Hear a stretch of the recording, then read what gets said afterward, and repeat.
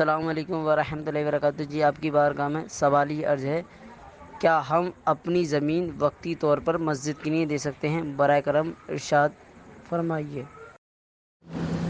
وعلیکم السلام ورحمۃ اللہ وبرکاتہ۔ محترم جناب دارالفتاء اہل السنہ میں آپ کا خیر مقدم ہے۔ آپ نے سوال کیا، جواب حاضر ہے۔ دیکھیے، اگر کوئی زمین اپنی مسجد کو دیتا ہے تو گویا کہ وہ وقف کر رہا ہے، اور وقف کرنے کے بعد میں اس کو واپس نہیں لیا جاتا، کیونکہ وہ واقف کی ملکیت سے نکل جاتی ہے وقف کرنے کے بعد میں۔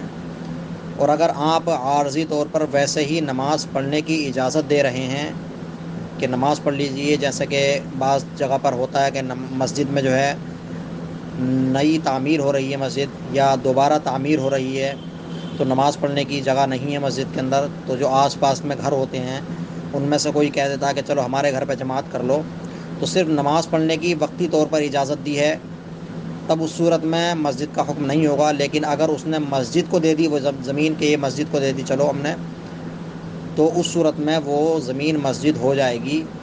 اور مسجد بنانا ضروری نہیں ہے مسجد کے حکم کے لیے، بلکہ خالی زمین بھی اگر مسجد کو دے دی تو مسجد وہ ہو جائے گی، اور اس کا مسجد جیسا ہی احترام ضروری ہو جائے گا۔ جیسا کہ حضور اعلیٰ حضرت رضی اللہ تعالی عنہ فتاوی رضویہ شریف میں جلد 6 صفحہ نمبر 390 پر بیان فرماتے ہیں کہ مسجد صرف اس زمین کا نام ہے جو نماز کے لیے وقف ہو، یہاں تک کہ اگر کوئی شخص اپنی نری خالی زمین مسجد کو دے، مسجد ہو جائے گی، مسجد کا احترام اس کے لیے فرض ہو جائے گا۔